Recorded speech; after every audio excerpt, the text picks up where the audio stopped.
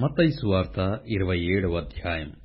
ఉదయమైనప్పుడు ప్రధాన యాజకులును ప్రజల పెద్దలందరును యేసును చంపవలెనని ఆయనకు విరోధముగా ఆలోచన చేసి ఆయనను బంధించి తీసుకొనిపోయి అధిపతియైన పొంతి పిలాతునకు అప్పగించిరి. అప్పుడు ఆయనను అప్పగించిన యూదా ఆయనకు శిక్ష విధింపబడగా చూచి పశ్చాత్తాపపడి ఆ 30 వెండి నాణెములు ప్రధాన యాజకుల యొద్దకును పెద్దల యొద్దకును మరల తెచ్చి, నేను నిరపరాధ రక్తమును అప్పగించి పాపము చేసితినని చెప్పెను. వారు దానితో, మాకేమి, నీవే చూచుకొనుమని చెప్పగా, అతడు ఆ వెండి నాణెములు దేవాలయములో పారవేసి పోయి ఉరిపెట్టుకొనెను. ప్రధాన యాజకులు ఆ వెండి నాణెములు తీసుకుని, ఇవి రక్త క్రయధనము గనక వీటిని కానుక పెట్టెలో వేయ తగదని చెప్పుకొనిరి. కాబట్టి వారు ఆలోచన చేసి వాటినిచ్చి పరదేశులను పాతిపెట్టుటకు కుమ్మరివాని పొలము కొనిరి. అందువలన నేటి వరకు ఆ పొలము రక్తపు పొలమనబడుతున్నది.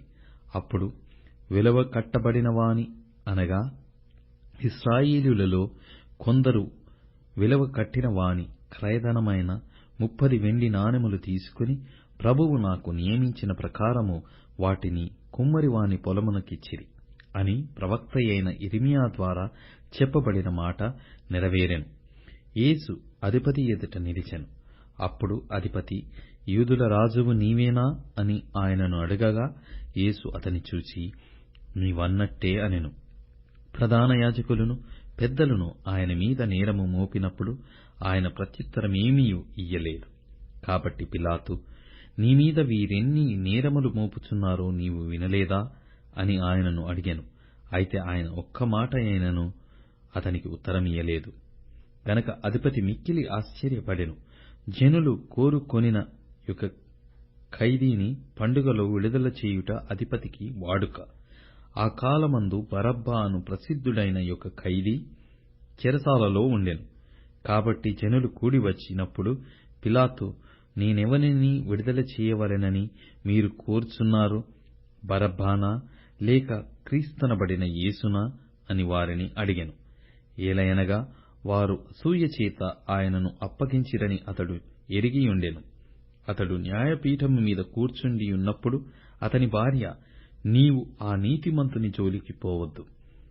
ఈ ప్రొద్దు ఆయనను గూర్చి నేను కలలో మిక్కిలి బాధపడితినని అతని యొద్దకు వర్తమానము పంపెను. ప్రధాన యాజకులను పెద్దలను బరబ్బను విడిపించుమని అడుగుటకును యేసును సంహరించుటకును జనసమూహములను ప్రేరేపించిరి. అధిపతి, ఈ ఇద్దరిలో నేనెవనిని విడుదల చేయవలెనని మీరు కోరుచున్నారని వారినడగగా, వారు బరబ్బాని అనిరి. అందుకు పిలాతు, అలాగైతే క్రీస్తనబడిన యేసును ఏమి చేతునని వారినడగగా, సిలువ వేయుమని అందరూ చెప్పిరి. అధిపతి, ఎందుకు, ఇతడు ఏ దుష్కార్యము చేసెనని అడగగా, వారు సిలువ వేయుమని మరీ ఎక్కువగా కేకలు వేసిరి. పిలాతు అల్లరి ఎక్కువగుచున్నదే గాని తన వలన ప్రయోజనమేమియూ లేదని గ్రహించి నీళ్లు తీసుకుని జనసమూహము ఎదుట చేతులు కడుగుకొని, ఈ నీతిమంతుని రక్తమును గూర్చి నేను నిరపరాధిని, మీరే చీల్చుకొనుడని చెప్పాను.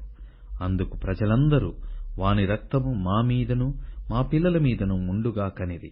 అప్పుడతడు వారు కోరినట్టు బరబ్బాను వారికి విడుదల చేసి యేసును కొరడాలతో కొట్టించి సిలువ వేయనప్పగించెను. అప్పుడు అధిపతి యొక్క సైనికులు యేసును అధికార మందిరములోనికి తీసుకునిపోయి ఆయన యొద్ద సైనికులనందరినీ సమకూర్చిరి. వారు ఆయన వస్త్రములు తీసివేసి ఆయనకు ఎర్రని అంగీ తొడిగించి ముళ్ళ కిరీటమును అల్లి ఆయన తలకు పెట్టి, ఒక రెల్లు ఆయన కుడి చేతిలో నుంచి ఆయన ఎదుట మోకాళ్ళుని, యూదుల రాజా, నీకు శుభమని ఆయనను అపహసించిరి. ఆయన మీద ఉమ్మివేసి ఆ రెల్లును తీసుకొని దానితో ఆయనను తల మీద కొట్టిరి. ఆయనను అపహసించిన తరువాత ఆయన మీదనున్న ఆ అంగీని తీసివేసి ఆయన వస్త్రములాయనను తొలగించి సిలువ వేయుటకు ఆయనను తీసుకొనిపోయిరి. వారు వెలుచుండగా కురేనీయుడైన సీమోనను ఒకడు కనబడగా ఆయన సిలువ మోయుటకు అతనిని బలవంతము చేసిరి. వారు కపాల స్థలమను అర్థమిచ్చు గొల్గొతా అనబడిన చోటికి వచ్చి చేదు కలిపిన ద్రాక్షారసమును ఆయనకు త్రాగనిచ్చిరి గాని ఆయన దానిని రుచి చూచి త్రాగనొల్లకపోయెను. వారు ఆయనను సిలువ వేసిన పిమ్మట చీట్లు వేసి ఆయన వస్త్రములు పంచుకొనిరి. అంతట వారక్కడ కూర్చుండి ఆయనకు కావలియుండిరి. ఇతడు యూదుల రాజైన యేసు అని ఆయన మీద మోపబడిన నేరము వ్రాసి ఆయన తలకు పైగా ఉంచిరి. మరియు కుడివైపున ఒకడును ఎడమవైపున ఒకడును 2 బందిపోటు దొంగలు ఆయనతో కూడా సిలువ వేయబడిరి. ఆ మార్గమున వెళ్ళుచుండిన వారు తలలూచుచు, దేవాలయమును పడగొట్టి 3 దినములలో కట్టువాడా, నిన్ను నీవే రక్షించుకొనుము. నీవు దేవుని కుమారుడవైతే సిలువ మీద నుండి దిగుమని చెప్పుచు ఆయనకు దూషించిరి. అలాగే శాస్త్రులను, పెద్దలను, ప్రధాన యాజకులను కూడా ఆయనను అపహసించుచు, వీడు ఇతరులను రక్షించెను, తన్ను తానే రక్షించుకొనలేడు, ఇశ్రాయేలు రాజు గదా. ఇప్పుడు సిలువ మీద నుండి దిగిన ఎడల వానిని నమ్ముదుము. వాడు దేవునియందు విశ్వాసముంచెను, నేను దేవుని కుమారుడనని చెప్పెను గనుక ఆయనకిష్టుడైతే ఆయన ఇప్పుడు వానిని తప్పించునని చెప్పిరి. ఆయనతో కూడా సిలువ వేయబడిన బందిపోటు దొంగలను అలాగే ఆయనను నిందించిరి. మధ్యాహ్నము మొదలుకొని 3 గంటల వరకు ఆ దేశమంతటను చీకటి కమ్మెను. ఇంచుమించు 3 గంటలప్పుడు యేసు, ఏలీ ఏలీ లామా సబక్తానీ అని బిగ్గరగా కేక వేసెను. ఆ మాటకు, నా దేవా నా దేవా నన్నెందుకు చేయి విడిచితివని అర్థము. అక్కడ నిల్చున్న వారిలో కొందరు ఆ మాట విని, ఇతడు ఏలియాను పిలుచుచున్నాడనిరి. వెంటనే వారిలో ఒకడు పరిగెత్తుకొని పోయి స్పాంజీ తీసుకుని చిరకాలో ముంచి రెల్లును తొలగించి ఆయనకు త్రాగనిచ్చెను. తక్కిన వారు ఊరకుండి, ఏలియా అతని రక్షింపవచ్చునేమో చూతమనిరి. యేసు మరల బిగ్గరగా కేక వేసి ప్రాణము విడిచెను. అప్పుడు దేవాలయపు తెర పైనుండి క్రింది వరకు 2గా చినిగెను. భూమి వణకెను, బండలు బద్దలాయెను, సమాధులు తెరవబడెను. నిద్రించిన అనేక మంది పరిశుద్ధుల శరీరములు లేచెను. వారు సమాధులలో నుండి బయటికి వచ్చి ఆయన లేచిన తరువాత పరిశుద్ధ పట్టణములో ప్రవేశించి అనేకులకు అగపడిరి. శతాధిపతియు అతనితో కూడా యేసునకు కావలియున్న వారును భూకంపమును జరిగిన కార్యములన్నిటినీ చూచి మిక్కిలి భయపడి, నిజముగా ఈయన దేవుని కుమారుడని చెప్పుకొనిరి. యేసునకు ఉపచారము చేయుచు గలిలయ నుండి ఆయన వెంబడించిన అనేక మంది స్త్రీలు అక్కడ దూరము నుండి చూచుచుండిరి. వారిలో మగ్దలనే మరియయు, యాకోబు యోసే అనువారి తల్లి అయిన మరియయు, జెబెదయి కుమారుల తల్లియు ఉండిరి. యేసు శిష్యుడుగా నున్న అరిమథయి యోసేపు అను ఒక ధనవంతుడు సాయంకాలమైనప్పుడు వచ్చి పిలాతునొద్దకు వెళ్లి యేసు దేహమును తనకిమ్మని అడగగా, పిలాతు దానిని అతనికి అప్పగింప నాజ్ఞాపించెను.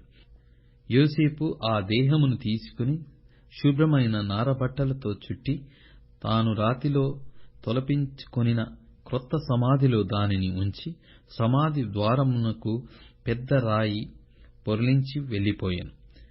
మగ్దలేనే మరియయు వేరొక మరియయు అక్కడనే సమాధికి ఎదురుగా కూర్చుండియుండిరి. మరునాడు అనగా సిద్ధపరచు దినమునకు మరుసటి దినమున ప్రధాన యాజకులను పరిసయ్యులను పిలాతునొద్దకు కూడివచ్చి, అయ్యా, ఆ వంచకుడు సజీవుడైయున్నప్పుడు 3 దినములైన తరువాత నేను లేచెదనని చెప్పినది మాకు జ్ఞాపకమున్నది. కాబట్టి 3వ దినము వరకు సమాధిని భద్రము చేయ నాజ్ఞాపించుము. వాని శిష్యులు వచ్చి వానిని ఎత్తికొనిపోయి, ఆయన మృతులలో నుండి లేచెనని ప్రజలతో చెప్పుదురేమో. అప్పుడు మొదటి వంచన కంటే కడపటి వంచన మరి చెడ్డదయ్యుండునని చెప్పిరి.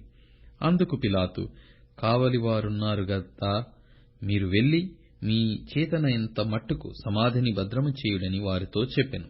వారు వెళ్లి కావలి వారిని కూడా ఉంచుకొని రాతికి ముద్రవేసి సమాధిని భద్రము చేసిరి.